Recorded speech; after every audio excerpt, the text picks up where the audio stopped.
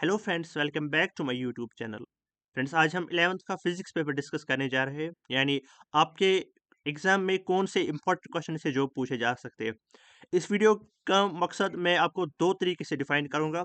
एक वो स्टूडेंट से जो पूरा पेपर अटेम्प्ट करना चाहते हैं उनके लिए क्या प्रोसीजर रहेगा, और जो खाली पासिंग मार्क्स अटेम्प्ट करना चाहते हैं उनके लिए क्या प्रोसीजर रहेगा। इस वीडियो में मैं आपको दोनों स्टूडेंट्स के लिए मैं आपको बताऊंगा आपको कौन से क्वेश्चन प्रिपेयर करने हैं, और आपको जो पासिंग मार्क्स खाली अटेम्प्ट करना चाहते हैं उनके लिए मैंने अलग से क्वेश्चन रखे, वो भी मैं आपको आगे वीडियो में बताऊंगा। साथ ही साथ मैं वीडियो में एक ज़रूरी इन्फॉर्मेशन, ये वीडियो थोड़ा सा अगर बड़ा जाएगा भी, लेकिन पूरा देखना है। एक ज़रूरी इंपॉर्टेंट मुझे आपको इन्फॉर्मेशन देनी है आगे वीडियो में, जो कि मेरे पास थोड़ा सा मैं हिंट दूंगा। मेरे पास इस साल कुछ पेपर्स आए हुए हैं, यानी रीचेकिंग के लिए, या हम कह सकते हैं ज़ेरॉक्स। अगर कोई ज़ेरॉक्स के लिए कोई स्टूडेंट अप्लाई करता है, वो पेपर्स, वो ज़ेरॉक्स मेरे पास बहुत सारे आए हुए थे। तो उन्होंने पेपर अच्छे से अटेम्प्ट किया था, लेकिन उनको मार्क्स कम मिले थे। उसके लिए क्या प्रोसीजर रहता है, एग्जामिनर या जो आपका पेपर चेक करता है उसका क्या माइंडसेट रहता है आपके पेपर चेक करने के टाइम, वो हम आगे बता देंगे इस वीडियो में। तो पूरा थॉरोली इस वीडियो को देख लीजिएगा। आप प्रिपेयर करोगे, पूरी मेहनत से आप प्रिपेयर करोगे, लेकिन ये 10 से 15 मिनट का वीडियो आपके लिए बहुत ज़रूरी होने वाला है।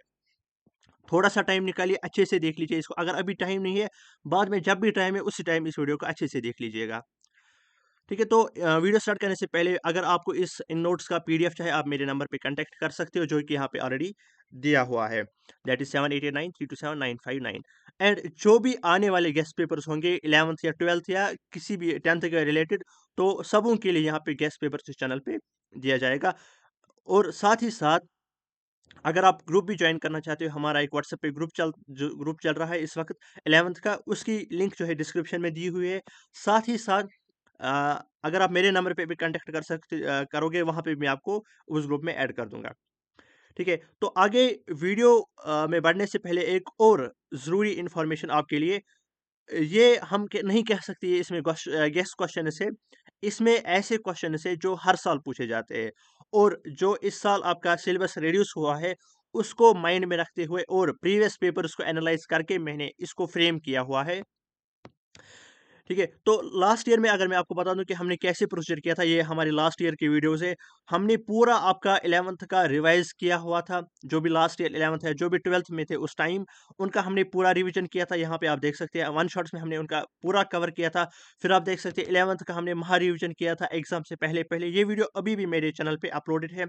और इंग्लिश पेपर यहाँ पे आप देख सकते हैं कि मैंने आपको नोट राइटिंग, यानी उनका वहाँ पे बोर्ड में कैसा प्रोसीजर रहता है, जैसे एग्जामिनर उसको चेकिंग करता है, वहाँ पे कैसा फॉर्मल के लिए कौन सा पैटर्न रहता है, एडवर्टीजमेंट के लिए मतलब कैसे आपको इंग्लिश पेपर अटेम्प्ट करना है, क्योंकि उसके लिए एक अलग मेथड रहता है चेकिंग करने के टाइम, वो आपको कैसे अटेम्प्ट करना है।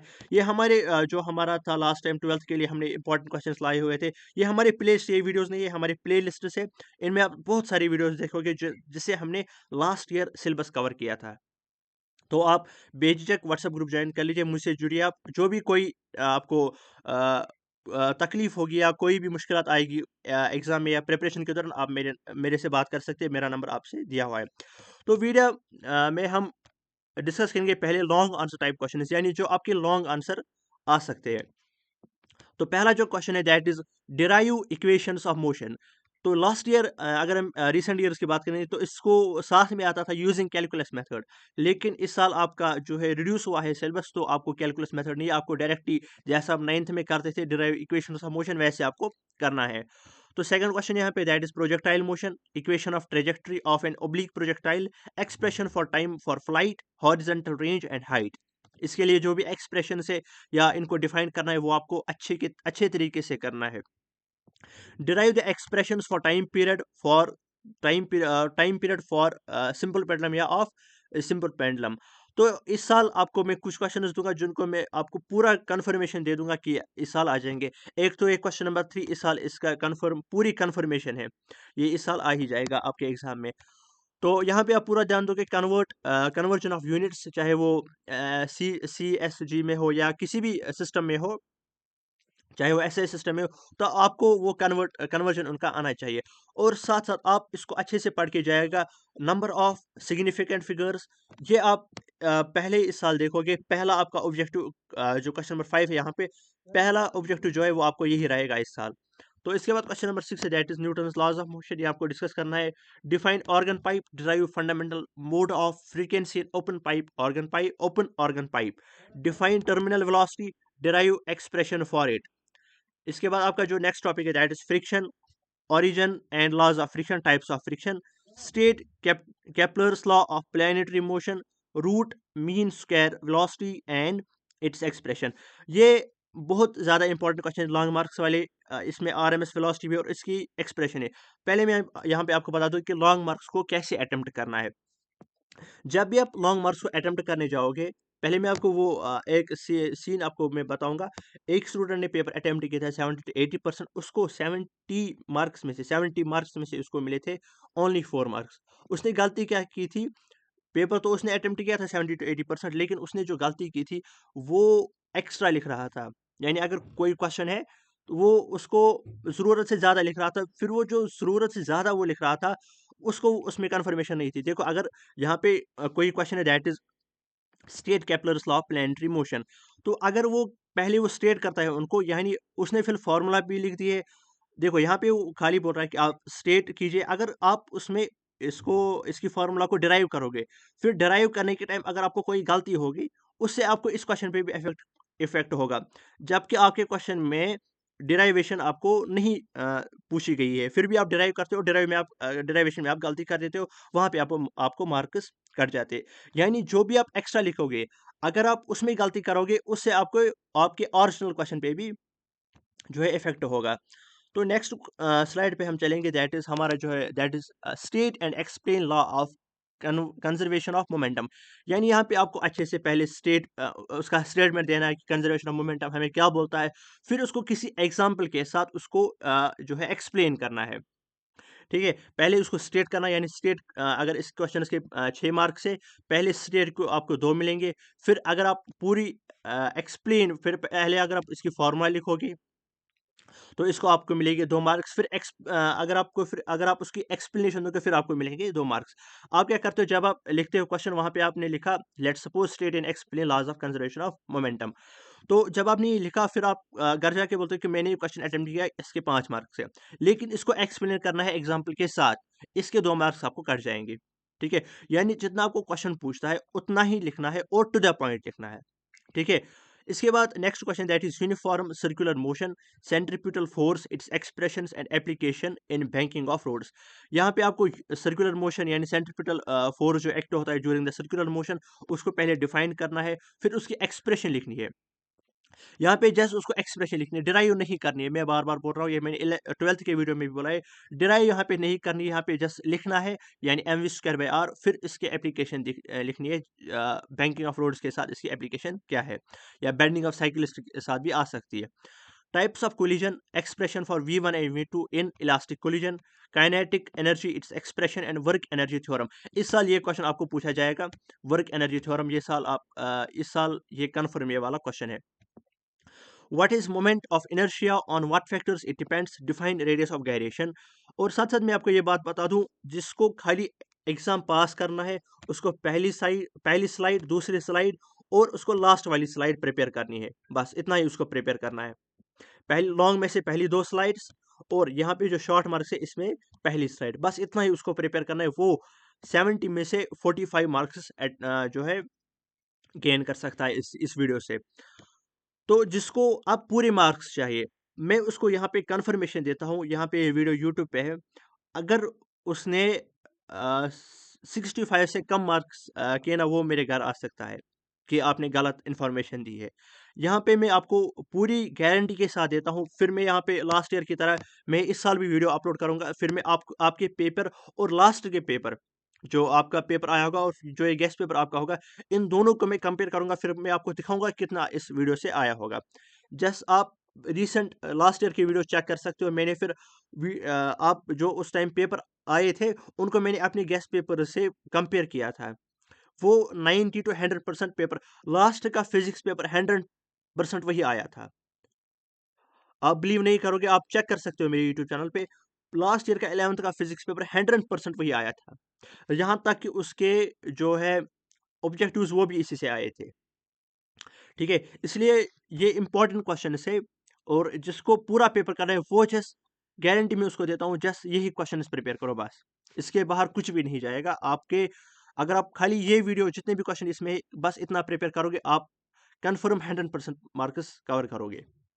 इसके बाद आता है that is angular momentum, its expression relation with torque and explain law of conservation of angular momentum. मैं अभी भी बोल रहा हूँ, जितना आपको क्वेश्चन पूछेगा, जितना आपको क्वेश्चन में पूछा जाएगा उतना ही लिखना है, टू द पॉइंट लिखना है। एक्स्ट्रा लिखने की कोशिश भी मत करना वहाँ पे, और उसकी ज़रूरत भी नहीं है वहाँ पे। center of mass center of mass of two particle system and velocity of center of mass, expression for escape velocity and orbital velocity, their relation। यानी escape velocity क्या होती है, orbital velocity क्या होती है, और उनके दरमियान relation क्या होती है।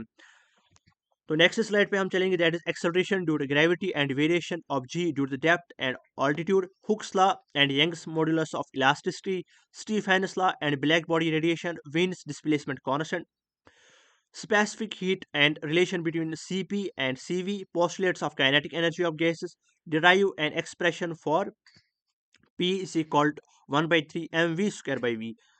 First law and second law of thermodynamics, SHM and its characteristics, expression for total energy of SHM, derive expression for time period। ये मैंने ऊपर भी आपको देखो, ये क्वेश्चन मैंने 2 बार लिया हुआ है, क्वेश्चन नंबर 26 और क्वेश्चन नंबर, आप यहाँ पे कंपेयर कर सकते हो क्वेश्चन नंबर 3, जो मैंने आपको बोला कि ये इस साल पूछा जाएगा।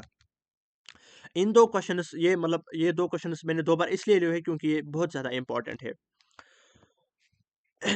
दैट इज इसके बाद जो आपका नेक्स्ट आता है, that is what do you mean by the viscosity, define coefficient of viscosity and give its units. What do you mean by wave motion, differentiate between transverse and longitudinal wave, stationary waves in strings and laws of stationary waves in strings. यानी आपको पहले define करना है stationery waves क्या होती है strings में, और इसके जो है लॉज आपको डिफाइन करने हैं। इसके बाद शॉर्ट आंसर्स, जो मैंने बोला जिनको खाली पासिंग मार्क्स करने, वो जस्ट इस पहली स्लाइड को प्रिपेयर करेगा, और लॉन्ग में से पहली 2 स्लाइड्स को प्रिपेयर करना है, बस उनको उतना ही प्रिपेयर करने, आउट ऑफ 70 वो 45 मार्क्स प्लस कवर करेंगे इंशाल्लाह। Straight triangle and parallelogram law of vector addition, obtain expression for resultant vector, give properties of dot product and cross product of vectors, state Bernoulli's theorem and its applications, define stress and strain, define bulk modulus of elasticity.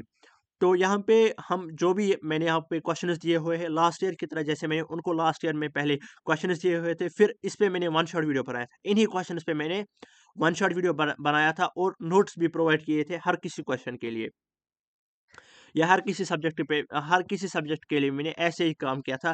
पहले paper दिया था, फिर उसको one shot में cover किया था सारा syllabus, फिर जो भी ये क्वेश्चन है उनके मैंने नोट्स भी बना दिए थे, और इनको एक ही वीडियो में फिर एक्सप्लेन भी किया था, और उनका रिवीजन हो गया था लास्ट में। तो अगर आप भी वही चाहते, आप मुझे कमेंट बॉक्स में बता देना। Define stress strain, state universal law of gravitation, dimensional formula of G. Dimensional formula पे आप पूरा ध्यान दे देना।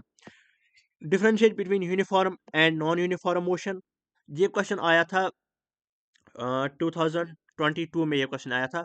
Is force of friction conservative और नॉन कंजर्वेटिव, ये यहाँ पे मिस्टेक है, इसको यहाँ पे हुआ है सन conservative, non conservative force. If the radius of earth is reduced to half, what is the duration of day. तो जो आपके शॉर्ट आंसर्स या वेरी शॉर्ट आंसर्स होते, very short answer type questions होते हैं, उनमें आपको न्यूमेरिकल्स पूछे जाते हैं। तो ये मैंने यहाँ पे कुछ न्यूमेरिकल्स दिए, तो इसके रिलेटेड आप 1-2 न्यूमेरिकल्स और कर देना। Differentiate between turbulent flow and streamline flow, differentiate between isothermal and adiabatic process, work done in isothermal and adiabatic process. Question number 11 इस साल कन्फर्म आपके क्वेश्चन आपके एग्जाम में पूछा जाएगा, ये आप माइंड में रख लेना कि ये क्वेश्चन इस साल होगा ही होगा आपके एग्जाम में। Next question is that is what do you mean by the thermal conductivity, give its units, why are metals good conductors, define coefficient of friction, angle of repose and angle of friction, describe kinetic interpretation of temperature, what is capillarity, और capillarity के लिए आपको ये equation भी prove करनी है। give various examples of surface tension, example इसकी लिख लेनी है क्योंकि ये शॉर्ट है, वेरी शॉर्ट टाइप क्वेश्चन आ जाएगा। पहले मैं आपको कुछ और बातें बता देता हूँ। तो जब भी आप पेपर अटेम्प्ट करोगे तो उस टाइम ये आप माइंड में रखोगे कि जितना मुझे एग्जामिनर ने पूछा है मुझे बस उतना ही लिखना है, टू द पॉइंट लिखना है। कम ही लिखो, कम ही लिखो लेकिन टू द पॉइंट लिखो। ज़्यादा अगर लिखोगे, क्वेश्चन से बाहर, डोमेन से बाहर लिखोगे तो आपके मार्क्स कट हो जाएंगे, क्योंकि आप फिर वहाँ पे गलती कर देते हो। अक्सर मैंने बच्चों को देखा है वो गलती कर देते हैं लास्ट में। तो बार बार मैं ये बोल रहा हूँ, जब भी पेपर अटेम्प्ट करोगे जितना पूछा जाएगा उतना ही लिखो, ज़्यादा लिखने की कोशिश मत करना और उसकी ज़रूरत भी नहीं है। And what to read is not important, what not to read is much more important. तो आगे भी वीडियोस आएंगे, इंपॉर्टेंट क्वेश्चंस आएंगे, जिनको पास करना होगा उनके पासिंग मार्क्स के लिए वीडियो आएगा। जिनको पूरा पेपर करना होगा तो उनके लिए भी वीडियो आ जाएगा। लेकिन एक ही वीडियो आ जाएगा, फिर मैं आगे बता दूंगा, जैसे मैंने इसमें बताया था वैसे ही उसमें भी होगा कि कैसे क्या करना है। और साथ साथ अगर आपको और भी किसी सब्जेक्ट के रिलेटेड ऐसे क्वेश्चन चाहिए होंगे तो आप मुझे नीचे कमेंट बॉक्स में बता देना। Thank you so much, all the very best.